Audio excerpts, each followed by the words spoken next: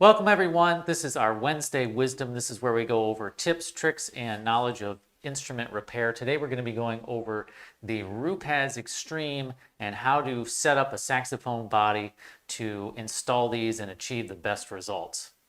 So the first thing that we're going to ask is, what makes the Extreme pads a little different than standard pads, and why do we have to do all this prep? And basically the answer to that question is it has to do with the type of felt that we use in the pad as well as the construction of the pad. So I'm going to switch the camera here if I can. There we go.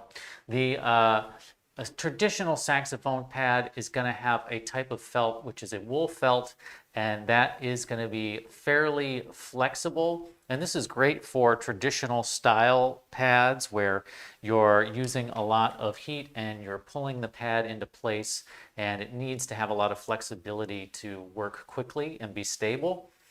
The RooPads Extreme have a synthetic felt, and this is a more rigid felt that doesn't really care about moisture. So the natural felt that Ryan is that's on the table, that if that gets wet, that has the tendency to expand and can cause you problems. But with the synthetic felt, it doesn't care about water. The other aspect of it is that it naturally just kind of wants to lay flat and stay in a resting flat position. So when Ryan gets a little flick, it kind of just goes back to a flat position, whereas the woven natural felt has a tendency to bend and be manipulated a little more easily. The other reason that the RooPads Extreme are a little more rigid is that the pads themselves are laminated. So they have a piece of leather on the felt that's been glued on to seal the felt from any sort of air or water itself, and it sometimes also has some fiber mesh that we use to control the thickness of the pad, and it also has the cardboard backing, which isn't on there. And anytime that you have materials laminated together, they're going to be more rigid than something that is not. So that's why we need to go over and do a little more prep when we're getting ready to install these. And the first thing that we're going to do is talk about the process of key fitting. And Ryan's just going to show us briefly what's the difference between, say, an instrument that doesn't have tight fitting keys and one that does. Well, this is, you can see here, if I grab, let's say this B key here, you can actually see how the whole key will actually shift side to side over that pad cup. It's really important for RooPad Extreme because they are such a flat pad that all the prep work has to be done prior to actually installing the RooPad. So the first thing being tight fitting key work. So you can see here, this would be unacceptable for a RooPad Extreme because, again, once you seat that pad, you want it to just stay right there. You don't want it to shift over that tone hole. That would, again, create leaks. So most of this would need to be tightened up quite a bit. And Ryan, the next step for installing the RooPads Extreme, now these steps don't necessarily have to be in this order since they're all kind of independent, but the next one on our list is to level the pad cups. Correct, yeah. So it's very important, again, we're putting a flat level pad. We want to put that into a flat pad cup. And if we have any bows or dips, and if it's uneven, we have to take care of that. So you can see here, I'm taking my bench block, putting the pad cup on it, and you can actually see it wiggle back and forth. Okay, you can see when I press in the back, there's a little bit of a gap on the front portion there. So I would need to level this. I do this using a rawhide mallet, and I'm not just going to try to hammer down it with the whole pad cup laying on the bench anvil like that. What I would need to do is actually hang that section over that's sticking up too far, and I hit right on the rim here and kind of that glancing blow to try to level that out. And I'm just going to go put it back on and see if I can check. A little less of a wiggle, but it's still there. Again, just hanging that portion over. Just that glancing blow. And there we are. Nice. So you can get it nice and level. Yeah, no more wiggle. So that's important. And the other thing to do, not only to level the pad cup, is to check the pad rim. Okay, making sure that there are no dents going in here on the pad rim itself. Now, Ryan, can you also talk about our next step, which is pad cup orientation. Absolutely, yes. Pad cup orientation is basically kind of what we see here, where we have a tone hole, we have a pad cup, and then we have the pad sticking out. What you want to have is proper orientation so that when that pad cup comes down, it comes down nice and flat and level. Okay, what you don't want is for it to hit in the back, which is what we see here. And you can see here is our tone hole. Here's our pad cup, and you can see how it hits way too heavy in the back. Okay. On the opposite side, we have here the tone hole with the pad cup hitting heavy in the front. Okay. Either one of these would create a lot of pad uncertainty. So what you want to do is you want to make sure that you have proper key geometry, whereas that pad cup comes down, with that pad being in the pad cup, it's going to sit perfectly level. Cool. So we've talked about installing the pads in terms of key fitting, leveling the pad cups, leveling the, making sure the pad cup orientation is correct. The fourth step is going to be leveling the tone holes. Absolutely. So we've got a couple of different tools for that. And Ryan, I'll let you talk about leveling tone holes. Absolutely. So here we are with our body tube with our tone holes. We're working with a pad that naturally wants to stay flat. We've leveled our pad cup, which is now flat, and we've worked on our key geometry. So the last step here is really to level our tone hole. For that, I'm using a tone hole file like so with this diamond grit paper and a pilot. A lot of times I'll use a drop or two of key oil. It's going to fit directly in the tone hole like so. That pilot is going to keep it centered. And for this, I do use a hand drill. Okay.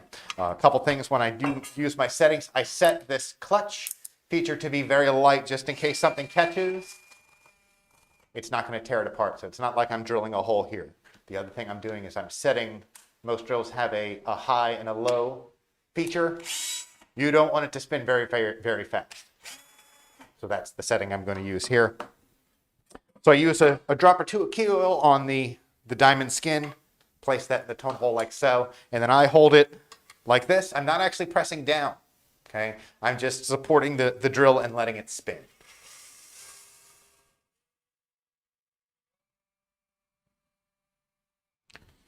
There you are. And you can actually see here on this tone hole now I have a good flat surface. Okay. Very cool. And there's a couple of different things that we could talk about with that technique, but we'll skip that for now just for the sake of time. Yeah, all of these, you can delve quite a bit deeper into, leveling tone holes, leveling pad cups. Obviously, one of the next things we're going to do is level a resonator. That's right. That's right. So what we have here is an airtight maestro. Okay. This is just a standard airtight maestro. You can see that little lip that comes over, and actually what will happen is it will sit flat on the pad like so. What we do a little extra here in the Sax Pro Shop is we actually level that rim. So we'll actually pop this in our lathe. We have a little jig, and then we get in there and cut it so that this flat portion is, well, completely flat. So then you can see how it sits very flat. Again, flat pad, flat tone hole, flat pad cup, good key geometry. We're just setting ourselves up to hopefully succeed in this. Mm-hmm. So there we are, level the reso. And so now you're not going to need to level every resonator, like Right. The plastic resonators. Plastic ones will be fine. They're going to be flat. Obviously, we're talking about ones like this. You just have to be careful when you go into using ones like this, where you have the seamless dome, okay, where it has that rivet built into the reso. If you install your own resos, you have to be careful you don't over tighten that reso. And I'll show you what happens. So here we have a pad that is flat. We're going to install that seamless dome. You're just using a little bit of pressure. Yep. And you can see here, if I overexpand, what happens now is this pad has now a dip to it. I don't know if you guys can see. So there's a dip into this pad. So what I've done is I've turned this pad, which was completely flat, into something that is now dome-shaped and not completely flat. So if you do install your own resos, just be very, very careful that you install them at the correct tension, that you keep your pad nice and flat.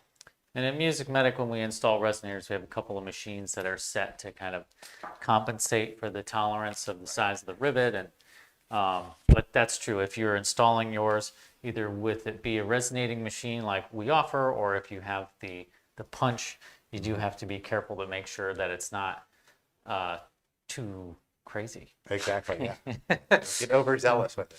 So the next thing after we flattened our resonators, if that's necessary, is to look at materials. Right, yes. We want to have a material that is going to be consistent and not compress over time. And Ryan, you want to talk a little bit about those two? Sure, absolutely. I have two different types of materials here. I have natural cork, which has been used for ages in band instrument repair. Comes in a variety of thicknesses. I have 1/8 right here, and then I have this stuff right here, which we call tech cork, which is a composite material. And you can see here it comes in again a different thickness, 2.0 millimeters.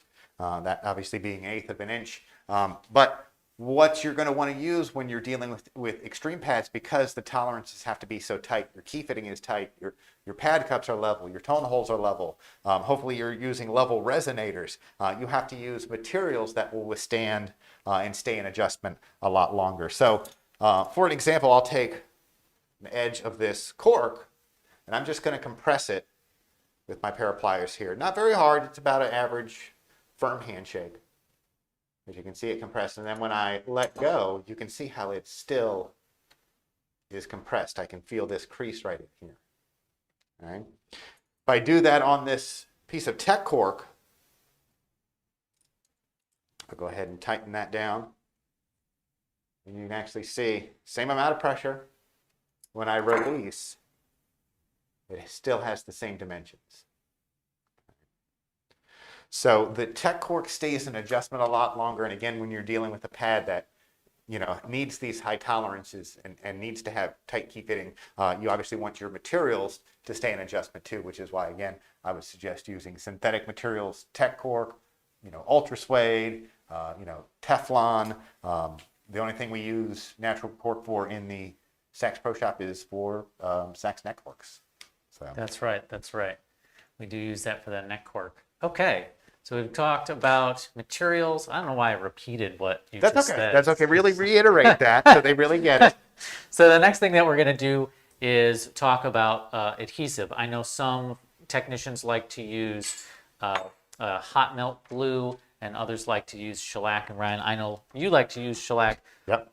Just talk about why you like to use shellac for the RooPads Extreme. Right. Absolutely. I'm a shellac guy. I will be the first to admit it. And I'm a fan of, a lot of times I'll use the Z-gun to install saxophone pads. It's just easier. And when I do, I usually do use the clear shellac for that. I like shellac because I feel it's a little bit more stable than using, hot melt or, hot glue or whatever. I feel that hot glue has a little bit of a give to it. If you grab that stick, you can kind of press your fingernail into it. Has a little bit of give to it. With shellac, it's very firm.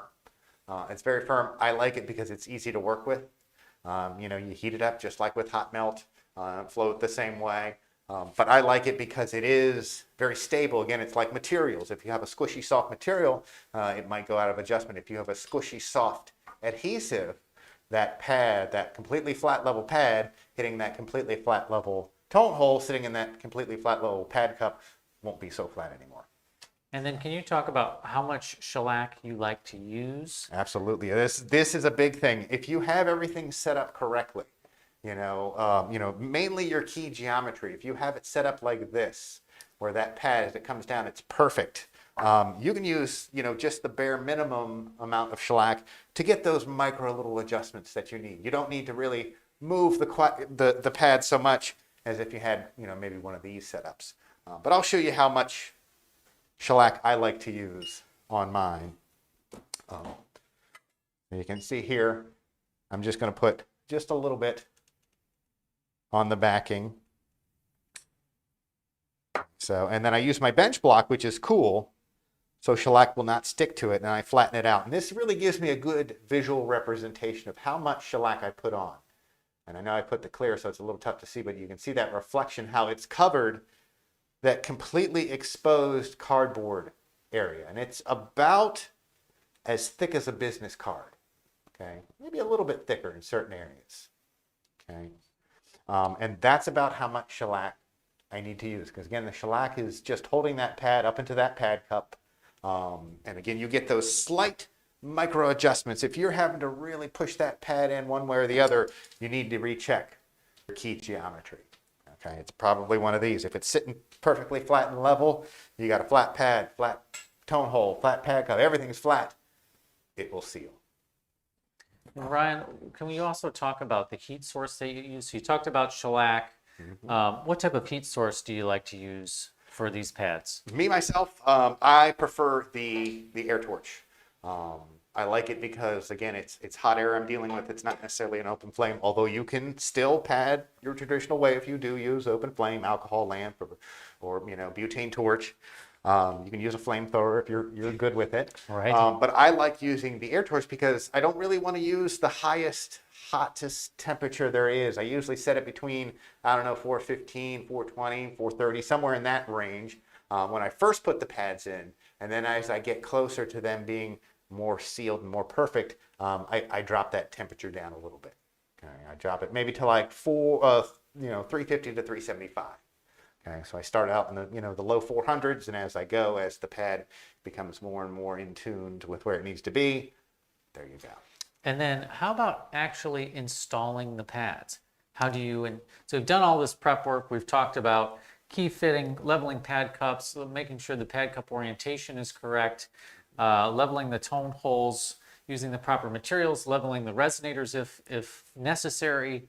And then how do you actually install the pad? That's the crazy thing. They install just like a regular pad. If you've put a regular tan pad in a saxophone before, you do it the same way. You're heating up the back of the pad cup. You're getting in there with some kind of thing to move it around. The biggest thing you don't want to use in traditional, repair techs will use this is a pad prick. So they'll use like a small needle spring in a pin vise, and they'll stick it in the end either to, during the installation process, or they feel it maybe vents some of the air out. That's the only thing I wouldn't do, is don't poke the end of this. Okay, you don't really need to with the RooPads Extreme.